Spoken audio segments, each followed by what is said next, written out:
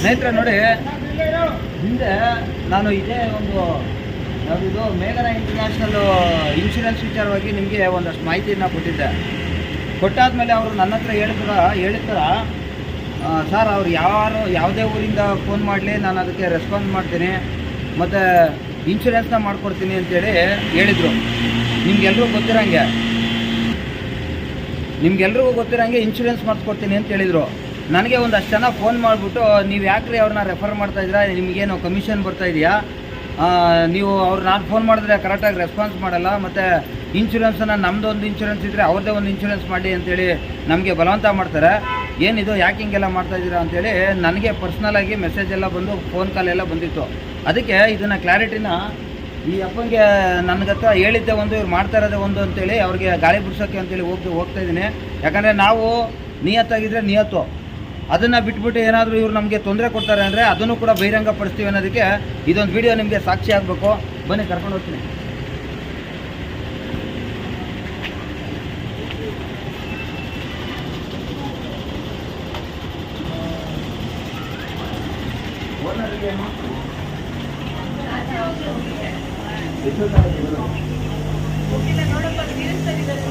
Phone ಮಾಡಿ ಹೆಂಗೆ ಅವ್ರಿಗೆ ಒಂಚೂರು ನಿಮ್ಮ ಓನರೆಲ್ಲ ಗುರು ಫೋನ್ ಮಾಡಿ ಅರ್ಜೆಂಟಾಗಿ ಸರಿ ಹೇಳ್ತೀನಿ. ಅವರೇ ಯಾರಾದರೂ ಸರಿ, ನನಗೆ ಮೇನ್ ಈಗ ಅವರೇ ಬೇಕು ನನಗೀಗ. ನೋಡಿ ಫೋನ್ ಮಾಡ್ತಾರೆ ಸ್ನೇಹಿತರೆ. ನೋಡಿ, ಓನರ್ ಬಂದ ತಕ್ಷಣ ನಿಮಗೆ ಅವ್ರ ಹತ್ರನೇ ನೇರವಾಗಿ ಉತ್ತರ ಕೊಡಿಸ್ತೇನೆ. ನಿಮ್ದು ಏನು ಪ್ರಶ್ನೆ ಇದ್ದಾವೆ ಆ ಪ್ರಶ್ನೆ ಕೇಳ್ತೀನಿ. ಯಾಕಂದರೆ ಅವತ್ತು ಕೊಟ್ಟಿದ್ದ ಮಾತೇ ಬೇರೆ, ಇವತ್ತು ನಡ್ಕೊತಾ ಇರೋದೇ ಬೇರೆ. ಅವ್ರು ಯಾಕೆ ನೀವು ಮಾಡಿಸಿರೋ ಇನ್ಶೂರೆನ್ಸ್ನ ಕಂಟಿನ್ಯೂ ಮಾಡಿಸಲ್ಲ, ಹೊಸದಾಗಿ ಯಾಕೆ ಮಾಡಿಸ್ಕೊಳ್ಳಿ ಅಂತೇಳಿ ಹೇಳ್ತಾ ಇದ್ದಾರೆ. ಇದೆಲ್ಲ ನನಗೆ ಗೊಂದಲದ ಪ್ರಶ್ನೆ ಇದೆ. ಮತ್ತು ಅವ್ರು ಯಾರೋ ಹೇಳ್ತಾರೆ 3,000 ರೂಪಾಯಿ 4,000 ರೂಪಾಯಿ ನೀವು ಕಮಿಷನ್ ಆಸೆಗೋಸ್ಕರ ಇವ್ರ ಹತ್ರ ಬಂದು ಹೇಳ್ಬಿಟ್ರಿ ಅಂತ. ನಾನೇನಾರು ಆ ಥರ ಕಮಿಷನ್ ತಗೊಂಡಿದ್ರೆ ಅವರೇ ನಮಗೆ ನೇರವಾಗಿ ಹೇಳ್ಬಿಡ್ಲಿ, ಅದನ್ನು ಒಂದು ಕನ್ಫರ್ಮ್ ಮಾಡಿಸ್ತೀನಿ ನಿಮಗೆ. ಇನ್ನೊಂದೇನೆಂದರೆ, ಯಾವುದೇ ಇನ್ಶೂರೆನ್ಸ್ ಆದರೂ ಕೂಡ ಅವರು ಸ್ಪಷ್ಟವಾಗಿ ಏನು ಹೇಳಿದ್ದು, ಏನೇ ಸಮಸ್ಯೆ ಆದ್ರೂ ನಮ್ಮ ಹತ್ರ ಇಲ್ಲಿ ಬಂದು ಹೇಳಿ ನಾವು ಅದನ್ನು ಸರಿ ಮಾಡ್ಕೊಡ್ತೀವಿ ಅಂತ. ಆದರೆ ಅವ್ರು ಆಲ್ರೆಡಿ 5 ವರ್ಷದಿಂದ ಒಂದೇ ಇನ್ಶೂರೆನ್ಸ್ನ ಕಟ್ಕೊಂಬಂತಾ ಇರ್ತಾರೆ. ಇವ್ರ ಹತ್ರ ಬಂದು ಕೇಳೋಕೆ ಹೊಸ ಇನ್ಶೂರೆನ್ಸ್ ಮಾಡಿಸ್ಬೇಕು ನೀವು ಅಂತ ಹೇಳ್ತಾರಂತೆ. ಯಾಕೆ ಅಂತ ನನಗೂ ಗೊತ್ತಿಲ್ಲ, ಅವ್ರನ್ನ ನೇರವಾಗಿ ಕೇಳ್ತೀನಿ. ಇಲ್ಲೆಲ್ಲ ಹೊರಗಡೆ ಹೋಗಿದ್ದಾರಂತೆ, ಅವ್ರು ಬರಲಿ, ಬಂದಾದ್ಮೇಲೆ ಮತ್ತೆ ವಿಡಿಯೋ ಮಾಡ್ತೀನಿ. ಸರ್, ಈಗ ನೀವು ಅವತ್ತು ಮಾತಾಡಿದ್ರಿ ಕರೆಕ್ಟ್ ಅಲ್ವ ಸರ್? ನೀವು ಜೊತೆಲಿದ್ರಿ, ನಮಗೆ ಹೇಳಿದಾಗ ಅವ್ರು ಭರವಸೆ ಕೊಟ್ಟಾಗ ನೀವಿದ್ರಿ. ನಮ್ಗೇನು ಕಂಪ್ಲೇಂಟ್ಸ್ ಬರ್ತಾ ಇದ್ದಾವೆ ಅಂದರೆ, ಇವ್ರು ಹೇಳಿದಂಗೆ ನೀವು ಹೇಳ್ದಂಗೆ ಅವರು ನಡ್ಕೊಂತಲ್ಲ, ಹಿಂದ್ಗಡೆನೇ ಬೇರೆ ಥರ ಮಾಡ್ತಾರೆ, ನಮ್ಮ ಫೋನ್ಗಳು ಅಟೆಂಡ್ ಮಾಡೋದಿಲ್ಲ.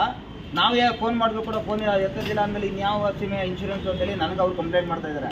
ಆಮೇಲೆ ಏನು ಅಂದರೆ, ಇನ್ಶೂರೆನ್ಸ್ಗಳನ್ನು ನೀವು ಬೇರೆ ಯಾವುದೋ ಕಂಪ್ನಿನಲ್ಲಿ ಇನ್ಶೂರೆನ್ಸ್ ಮಾಡಿಸಿದ್ರೆ ಅವರು, ಇಲ್ಲ ನಮ್ಮ ಹತ್ರ ಬಂದು ನೀವು ಹೊಸದು ಮಾಡ್ಸಿ ಅಂತ ಹೇಳ್ತಿರಂತೆ, ಅದನ್ನ ರಿನ್ಯೂವಲ್ ಮಾಡಲ್ಲ ಅಂತ ಹೇಳ್ತಿದ್ರಂತೆ. ಯಾಕೆ ಇವೆಲ್ಲ ಸರ್? 2 ಮಾತುಗಳು.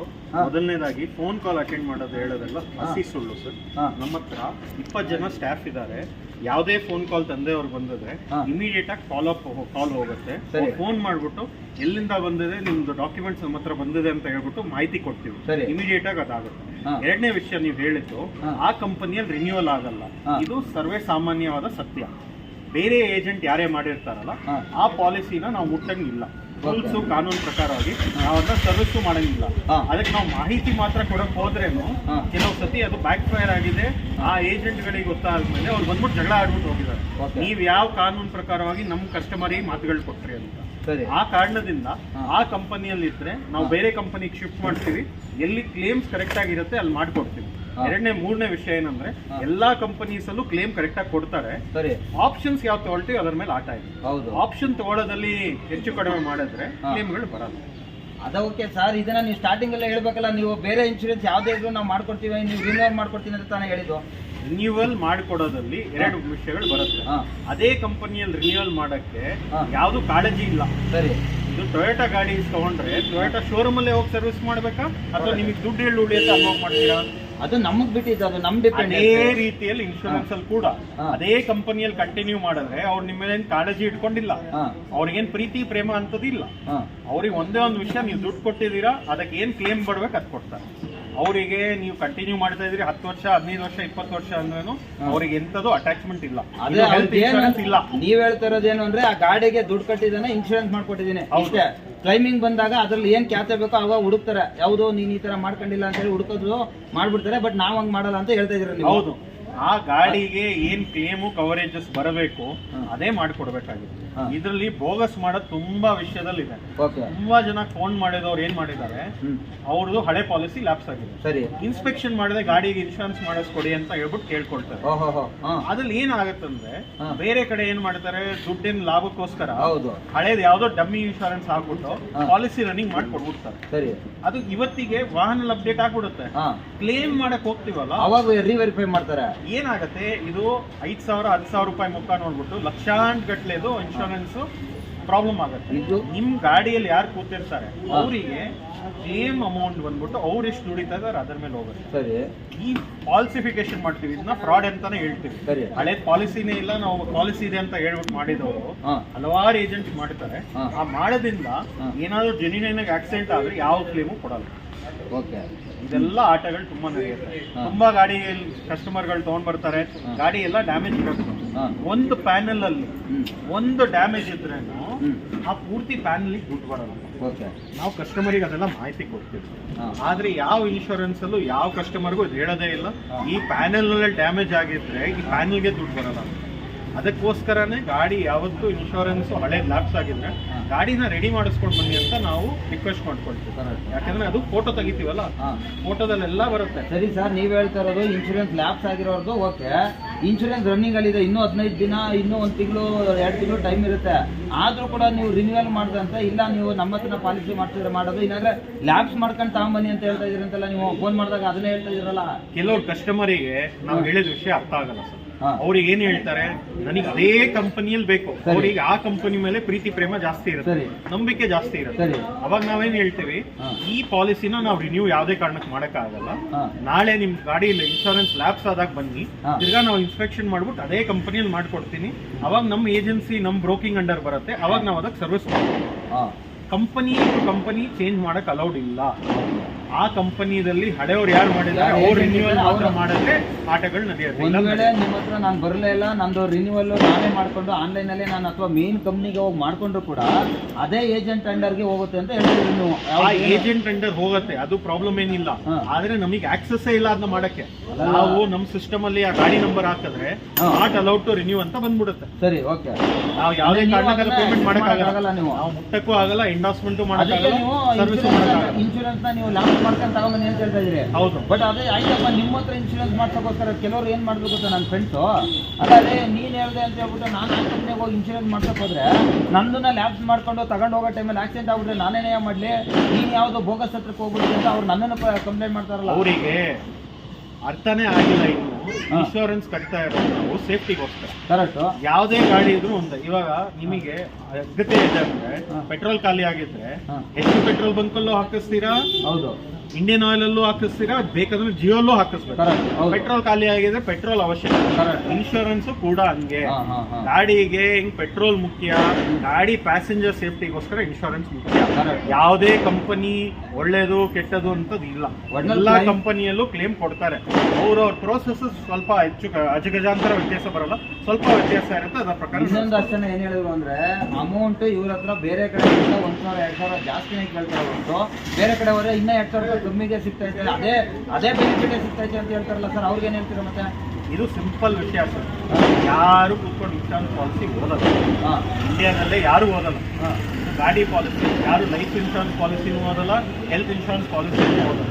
ಅದ್ರಲ್ಲಿ ಯಾವ ಆಪ್ಷನ್ ತೆಗೆದ್ಬಿಟ್ಟು ಕಡಿಮೆ ಮಾಡಬೇಕು ಅಂತ ನಮಗೂ ಗೊತ್ತಿದೆ. ನಾವು ಇದೇ ವೃತ್ತಿದಲ್ಲಿ ಇದೀವಿ. ಇನ್ಶೂರೆನ್ಸ್ ಅಲ್ಲೂ ಆಪ್ಷನ್ ಕಿತ್ತಾಕ್ತಾರೆ, ರೇಟ್ ಕಡಿಮೆ ಆಗುತ್ತೆ, ದುಡ್ಡು ಕಡಿಮೆ ತಗೊಳ್ತಾರೆ. ಸಿಂಪಲ್. ಯಾರು ಏನೇ ಮಾಡಿದ್ರು ನಿಮಗ್ ಬರ್ಬೇಕಾದ್ರೆ ಕಮಿಷನ್ ಅಂತ ನಿಮಗ್ ಸಿಕ್ಬಿಡುತ್ತೆ. ನೀವಾಗಲಿ ಅಥವಾ ಇನ್ನೊಬ್ರಾಗ್ಲಿ ಅವ್ರಿಗೆ ಕಡಿಮೆ ಕೊಡ್ಬೇಕಷ್ಟೇ. ನೀವು ಏನೋ ಪ್ರೀಮಿಯಂ ಅನ್ನ ಕಡಿಮೆ ಕೊಟ್ಬಿಟ್ಟು ನಾವು ಪಾಲಿಸಿ ಮಾಡ್ತೀವಿ ಅಂತ ಅವ್ರು ಹೇಳ್ಕೊಂಡು ಮಾಡ್ತಾರೆ ಅಂತ ನಿಮ್ಮ ಆಪಾದನೆ.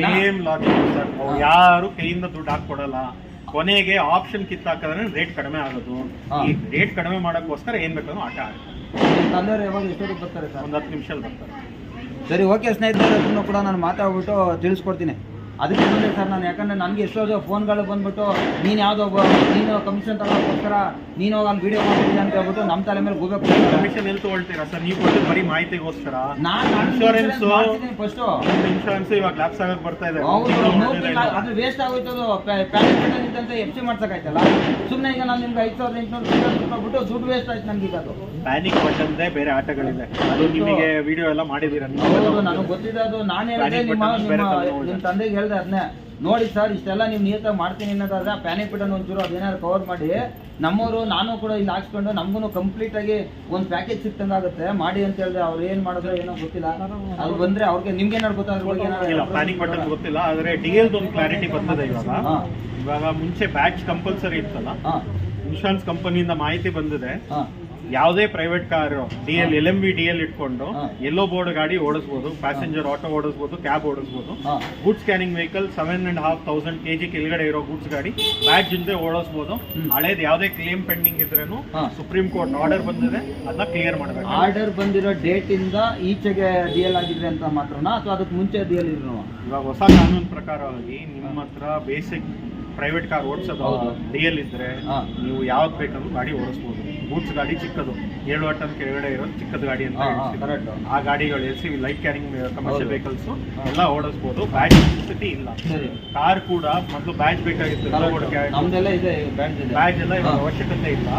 ನ್ಯೂ ಇಂಡಿಯಾ ಕಂಪನಿಯಿಂದ ನೋಟಿಫಿಕೇಶನ್ ಬಂದಿದೆ. According to supreme court order ಈ ಪರ್ಟಿಕ್ಯುಲರ್ ಕ್ರೈಟೀರಿಯಾ ಯಾವುದು ಕ್ಲೇಮ್ ಹೋಲ್ಡ್ ಮಾಡಂಗಿಲ್ಲ. ಅಂದ್ರೆ ಯಾವ ಡೇಟ್ ಇಂದ? ಉದಾಹರಣೆಗೆ ನಾನು 2004 ಅಲ್ಲಿ DL ಮಾಡ್ತಿದ್ದೀನಿ. ಈಗ ಈ ಸರ್ಕ್ಯುಲೇಟ್ ಆಗಿರೋದು ಯಾವ ಡೇಟ್ ಅಲ್ಲಿ? ಇದು ಇಲ್ಲ, ಕಾನೂನು ಬಂದ್ಬಿಟ್ಟು ನಿಮ್ಮ ಹತ್ರ ವ್ಯಾಲಿಡ್ DL ಇದೆ ಅಂದ್ರೆ ಅದೆಲ್ಲದಕ್ಕೂ ಅಪ್ಲೈ ಆಗುತ್ತೆ. ಬ್ಯಾಕ್ ಡೇಟೆಡ್ ಇದು ರೆಟ್ರೋಸ್ಪೆಕ್ಟಿವ್. ಅಂದ್ರೆ ಯಾವ್ದನ್ನು ನೀವು ಹಳೆ DL ಹೊಸ DL ಅಂತ ಏನಿಲ್ಲ, ರನ್ನಿಂಗ್ ಇರಬೇಕು ಅಷ್ಟೇ. ಅಷ್ಟೇ. ಅಂದ್ರೆ ನೀವು ವೈಟ್ ಬೋರ್ಡ್ ಗಾಡಿ ಇದು DL ರನ್ನಿಂಗ್ ಇರಬೇಕು. LMV white board private vehicle ಏನ್ DL ಇದೆ ಅದೊಂದೇ DL ಇಟ್ಕೊಂಡು ನೀವು ಆಟೋ ಬೇಕಂದ್ರೂ ಓಡಿಸ್ಬೋದು, ಕ್ಯಾಬ್ ಬೇಕಂದ್ರೂ ಓಡಿಸ್ಬೋದು. 7 ಟನ್ ಗೂಡ್ಸ್ ಗಾಡಿ ಕ್ಲೈಮಿಂಗ್ ಆಗುತ್ತೆ, ಏನ್ ತೊಂದರೆ ಇಲ್ಲ. ಮತ್ತೆ ಯಾವ ಇನ್ಶೂರೆನ್ಸ್ ಬಂದಿದೆ ಮೊನ್ನೆ ಬಂತು ನನ್ಗೆ ಅದ್ರದ್ದೇನೆ ಸರ್ಕ್ಯುಲೇಟ್ ನನ್ ಕೊಡಿ. ಯಾಕಂದ್ರೆ ಅದು ಹೊಸ DL ಈಗ ಉದಾಹರಣೆಗೆ 1 ವರ್ಷದ ಹಿಂದೆ ಮಾಡ್ಸಿರ್ತೀವಿ ಸರ್ DL, ಅಥವಾ ಮೊನ್ನೆ DL ಮಾಡ್ಕೊಂಡ್ ಬಂದಿರ್ತೀನಿ. ನನಗೆ ಎಲ್ಲೆಲ್ಲಿ ಬಂದು DL ಬಂದಿರ್ತದೆ, ಅವ್ರಿಗೂ ಕೂಡ ಕ್ಲೈಮ್ ಆಗುತ್ತಾ? ಹೌದು ಸರ್. ಮೊದ್ಲೆಲ್ಲ 1 ವರ್ಷ ಆಗಿರ್ಬೇಕು, ಅವೆಲ್ಲ ರೂಲ್ಸ್ ಇತ್ತು. ಇವಾಗ ಹೊಸ ಸರ್ಕ್ಯುಲರ್ ಪ್ರಕಾರವಾಗಿ ಅವ್ರ ಹತ್ರ ಬರೀ ಪ್ರೈವೇಟ್ ಕಾರ್ ಗಾಡಿದು DL ಇದ್ರೆ ಸಾಕು, ಯಾವ್ದಾದ್ರು ಗಾಡಿ ಓಡಿಸ್ಬೋದು. ಅದು ಹೊಸ ಮಾಹಿತಿ ಬಂದಿರೋದೇ ನ್ಯೂ ಇಂಡಿಯಾ ಕಡೆಯಿಂದ ಕ್ಲಾರಿಟಿ ಬಂದಿದೆ. ಇನ್ಶೂರೆನ್ಸ್ ಕಂಪನಿಯಲ್ಲಿ ಸಿಂಪಲ್ ರೂಲ್, ಒಂದ್ ಕಂಪನಿ ಹೇಳೋದ್ರೆ ಎಲ್ಲಾ ಕಂಪನಿ ಅವರೆಲ್ಲ ಫಾಲೋ ಮಾಡೋದು ಕೋರ್ಟ್ ಆರ್ಡರ್. ಕೋರ್ಟ್ ಆರ್ಡರ್ ಬಂದಿದೆ, ಫಾರ್ವರ್ಡ್ ಮಾಡ್ತೀನಿ. ಇನ್ನೊಂಚೂರು ಮಾಹಿತಿ ಪಡ್ಕೊಂಡು ಇವಾಗ DL ಮಾಹಿತಿ ನಿಮ್ಮ ಹತ್ರ ಇರ್ಲಿಲ್ಲ. ಯಾಕೆ ಗೊತ್ತಾ? ನಮಗೆ ಕಾಳಜಿ ಇದೆ. ಯಾರಿಗೂ ಕ್ಲೇಮ್ DL ಬ್ಯಾಜ್ ಇಲ್ಲ ಅಂತ ಹೇಳ್ಬಿಟ್ಟು ಕ್ಲೇಮ್ ಕೊಡದೇ ಇರೋ ಕೇಸಸ್ ನೋಡಿದೀವಿ. ಕೆಲವರಿಗೆ ಬ್ಯಾಡ್ಜ್ ಮಾಡ್ತೋಗಿರ್ತಾರೆ, ನೀವೇ ಮಾಡಿರೋ ಅಂತದೆಲ್ಲ ಕೇಸಸ್ ನಮ್ಮ ಹತ್ರನೂ ಮುಂಚೆ ಬಂದಿತ್ತು. ಅಂದ್ರೆ ಈಗ ಬ್ಯಾಡ್ಜ್ ಈಗ ಉದಾಹರಣೆಗೆ ನನ್ನ DL ಅಲ್ಲಿ ಬ್ಯಾಡ್ಜ್ ನಂಬರ್ ಇದೆ, ಆದ್ರೆ ಅದು DL ಏನ್ ಎಕ್ಸ್ಪೈರಿ ಡೇಟ್ ಇತ್ತು ಅದಕ್ಕೇನೆ ಅದಿರುತ್ತದು. ಮೊದಲು ಈಗ ಹಳೆ DL ಮಾಡ್ತಿದ್ರು ಗೊತ್ತಾ, ಅದರಲ್ಲಿ ಬ್ಯಾಡ್ಜ್ ಎಕ್ಸ್ಪೈರಿ ಡೇಟ್ ಇತ್ತು. ಅಂತ ಇರೋರ್ಗು ಇವಾಗ ಹೊಸ ರೂಲ್ಸ್ ಪ್ರಕಾರ ಕ್ಲೇಮ್ ಕೊಡ್ಲೇಬೇಕು. ಅಲ್ಲಿ ಲ್ಯಾಪ್ ಆಗಿರೋ ಏನ್ ತಲೆನೂ ಇಲ್ಲ, ಅದೇನು ಬ್ಯಾಡ್ಜ್ ಅವಶ್ಯಕತೆ ಇಲ್ಲ. ಬಂದಿರೋ ಮಾಹಿತಿ ಪ್ರಕಾರವಾಗಿ ಅಲ್ಲ ಸರ್. ಈಗ 2025 ಡಿಸೆಂಬರ್ಗೆ ಬ್ಯಾಡ್ಜ್ ಲ್ಯಾಪ್ಸ್ ಆಗುತ್ತೆ ಅಂತ ಡೇಟ್ ಇರುತ್ತೆ. ಬ್ಯಾಡ್ಜ್ ಮೊದಲು ಮಾಡ್ತಿರೋರ್ಗೆ ಅಂತ ಇಟ್ಕೊಳ್ಳಿ. ಅಥವಾ ಇವ್ರು 2022ಕ್ಕೇನೆ ಲ್ಯಾಪ್ಸ್ ಆಗೋಗುತ್ತೆ ಬ್ಯಾಡ್ಜ್ ರಿನ್ಯೂವಲ್ ಡೇಟು. ಅಂತವ್ರದ್ದು ಕೂಡ ಅವ್ರು ರಿನ್ಯೂವಲ್ ಮಾಡ್ತಿಲ್ಲ. ಹೆವಿ ಗೂಡ್ಸ್ ವೆಹಿಕಲ್ ಓಡಿಸ್ಬೇಕಂದ್ರೆ ಅವ್ರು ರಿನ್ಯೂವಲ್ ಮಾಡಿಸ್ಕೊಳ್ಳಿ. ಅವ್ರಿಗೆ ಅವಶ್ಯಕತೆ ಇಲ್ಲ.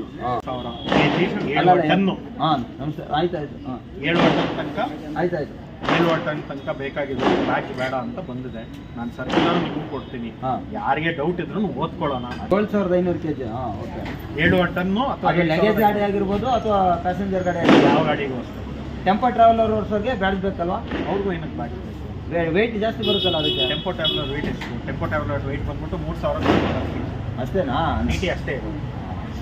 TT ವೆಯ್ಟ್ ಕಡಿಮೆ ಇದೆ.